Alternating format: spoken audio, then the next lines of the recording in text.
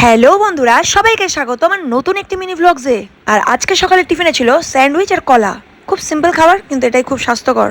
আর যাদের লিভারের সমস্যা আছে তাদের কিন্তু পাউরুটিটা খুব ক্ষতিকারক।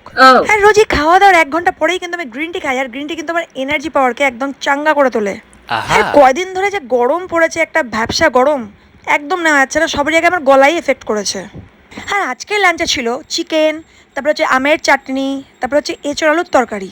আজকে বড্ড সকাল সকালই রান্নাবাড়ি হয়ে গেছিল, কারণ যা গরম পড়েছে মাদেরও তো কষ্ট হয়, তাই না, গ্যাসের সামনে দাঁড়িয়ে দাঁড়িয়ে এত রান্না করতে।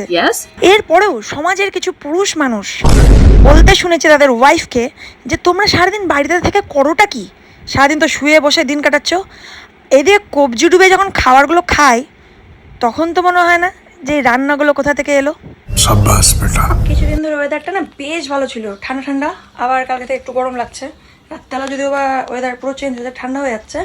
তো চলো যাই হোক, স্নান হয়ে গেছে, এখন যাবো পুজো করতে।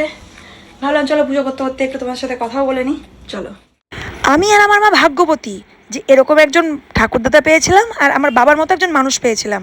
আর এরকমই কিন্তু আমার মামারা এবং আমার দাদুও, যারা কোনোদিনই নিজেদের ওয়াইফকে অসম্মান করেনি। এরপর রাত্রি 10টা নাগাদ আমরা সবাই মিলে চলে যাই কিন্তু পরদেশি ধাবা। এবার ফ্যামিলির কিছু মানুষ ক্যামেরা চাই, তাই তারা আসেনি। আর সব থেকে বড় ব্লান্ডার করেছি, আমি মাকেই ভিডিওতে নিইনি, কিন্তু অবশ্যই মার ছবিটা আমি এখানে অ্যাড করে দেবো। আর রাত্রেবেলা রেস্টুরেন্টে গেলে আমি সবসময় তন্দুরি রুটি আর চিকেনই অর্ডার করি। আর দেখো না, এখানে তন্দুরি রুটি আমি একটা খেয়েছি, একটার বেশি যোগ্যতা আমার পেটের নেই খাবার ধারণ করার। আর আমার এই ধোঁকেবাজ জোর না, বাড়িতে সেটিং করে যায় একরকম ভাবে, আর পরে ফিরে আসার সময় দেখা যায় একদম পুরো অন্যরকম হয়ে গেছে। আরে মানুষদের থেকেই তো এই ধোকা দেওয়াটা শিখেছে।